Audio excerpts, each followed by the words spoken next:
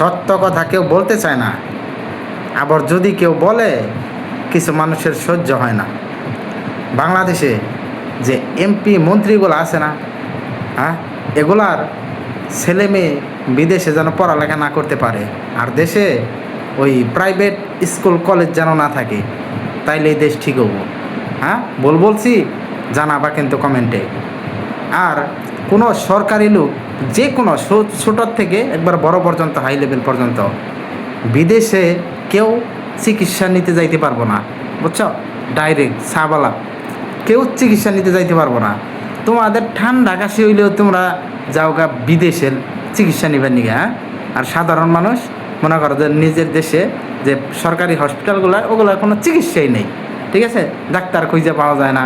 ওই প্রাইভেট হসপিটালে গেলে ভালো তো টাকার খেলা, বাড়িঘর বেঁচে চিকিৎসা করার লাগে। বাস্তব কথা কিনা, এগুলা একমাত্র প্রবাসীরাই বলতে পারে, ঠিক আছে? বাংলাদেশে থেকে কিন্তু বলতে পারবো না, ঠিক আছে? মনে করো যে ঠেট খাবো দিনে দুপুরে।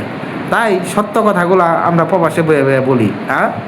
আর তোমরা ওই যে যারা এক বিপিনও রয়েছে না, বিপিনর হালাই মনে করো যে এই বিদেশ থেকে দু একটা কথা বলে, সত্য কথা যেগুলো এগুলা বলে দেখে তারা নাকি 2 টাকার ইউটিউবার।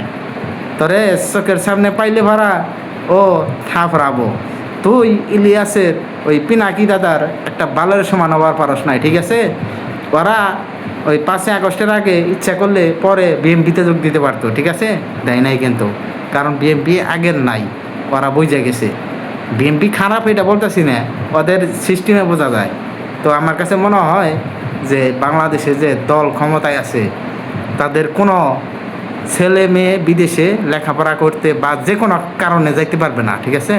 নিজের দেশে করতে হবে, তাও প্রাইভেটে না, সরকারি প্রতিষ্ঠানে। তাইলেই নিজের দেশ কিন্তু ঠিক হবো। সাধারণ মানুষ এই সাধারণ জিনিস কিন্তু বোঝে না, হ্যাঁ?